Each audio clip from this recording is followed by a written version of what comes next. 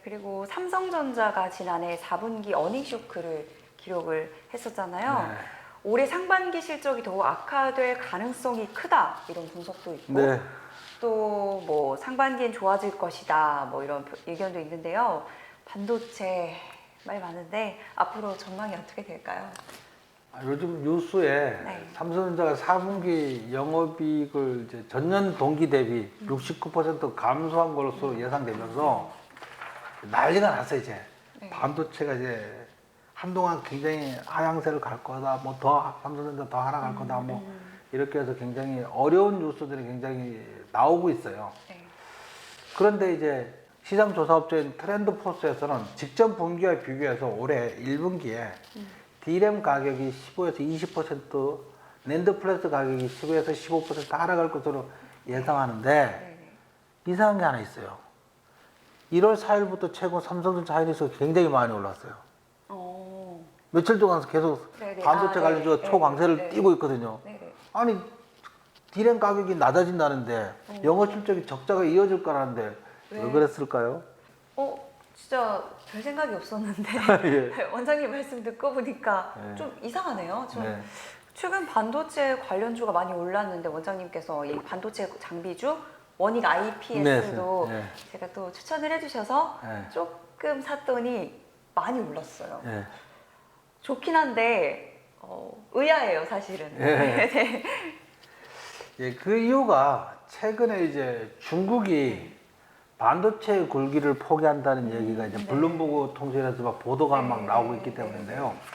중국은 2014년부터 중국 내 토종 반도체 산업을 육성하기 위해서 국가 펀드로 국가 직접 회로 산업 투자 펀드라는 어마어마한 규모의 펀드를 육성해서 그 반도체 산업에 막 재원을 막 투입을 하고 있었어요. 총 450억 달러로 우리나라 돈으로 약 한 57조 원 정도의 돈을 투자를 하고 있었는데 이 펀드는 이제 최대 파운드리 업체인 SMIC 중국에서 이제 중심 거지하고 그다음에 중국 국영의 양주 메모리 이 반도체 지원을 막 하고 그랬었거든요.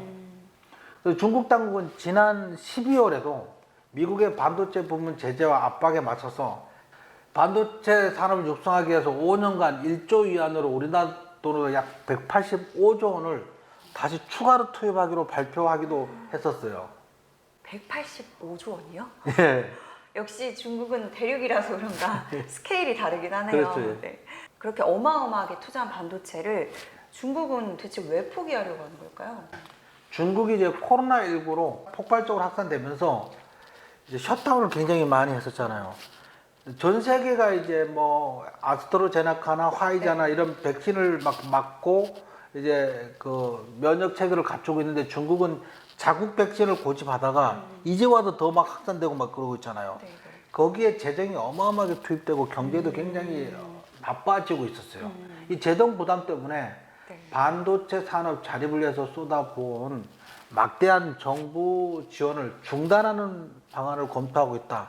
이런 보도가 나왔어요. 네. 그 중국 고위 관리들은 이제 대규모 반도체 산업 보조금이 그간 별다른 결실을 보지 못한 데다가 오히려 뇌물 등 부패하고 미국의 제재만 불러왔다고 보도하면서 이를 철회하는 쪽으로 방향을 잡은 것 같아요. 그리고 중국이 그런 반도체 굴기를 통해서 이 미국과의 패권 전쟁에서 주도권을 이렇게 잡으려고 했던 건가요? 반도체 굴기로 이제 패권 전쟁까지 가면 굉장히 어려워지는 내용이긴 한데 미국은 역대로 달러의 가치를 지키기 위해서 무진장 노력을 했어요. 달러의 권위에 도전하는 나라들은 무참히 밟아버리기도 하고 네. 이란을 대표적인 나라 이란하고 베네수엘라인데 막 악의 축으로 몰기도 하고 최근 중국을 굉장히 경제적으로 압박하고 중국산 반도체를 장착한 물건에 대해서 수입을 금지하고 막 이런 것도 중국이 달러의 패권에 미국의 권위에 도전하는 것을 억제하기 위해서 그런 정책을 막 한 거거든요. 이 같은 움직임이 이제 미국의 패권에 도전하고 네. 중국의 경제적, 군사적 경쟁력을 높이는데 핵심으로 여겨온 반도체 산업에 대한 중국의 접근 방식이 멈출 수밖에 없는 거죠. 이제 2014년에 시작할 때는 2025년까지 네. 반도체 자금률을 70%까지 끌어올리겠다고 목표를 세웠는데 그 뿌린 자금이 이제 허망하게 돈이 사라지는 그런 일이 생겼어요. 2021년부터는 네. 3천에서 4천 개 수준으로 도산하기 시작하면서 코로나19로 인한 셧다운이 네. 결정적인 거죠. 집에서 못 나오게 했으니까. 네. 지금이 와서는 경제를 살리기 위해서 새로운 반도체 산업을 육성하기 위해서 무한대 돈을 쏟아붓기보다는 잘하는 걸 잘하고 아닌 걸 잘라내야 되는, 그래서 반도체를 포기할 수밖에 없는 뭐 그런 지경에 다다른 겁니다. 결국 코로나19로 이제 봉쇄가 되면서 막대한 재정 지출도 미국을 비롯해서 각국의 반도체 지원법 강화 이런 것들로 인해서 중국이 무릎을 꿇은 거네요. 결국은 이제 그렇게 된 거죠. 그 덕분에 이제 우리나라 삼성전자 하이닉스가 좋아졌습니다. 네. 중국에서 이제 자급자족하던 반도체를 중국도 우리나라 삼성전자 하이닉스 반도체를 수입할 수밖에 없거든요. 네. 그래서 완전히 이제 삼성전자 하이닉스는 중국말로 띵화, 캐대를 부르게 네. 된 거고요. 네.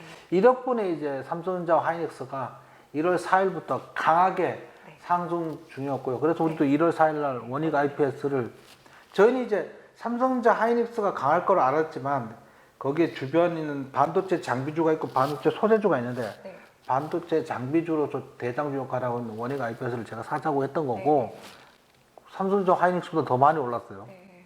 네. 그래서 수익적입니다. 믿습니다. 예.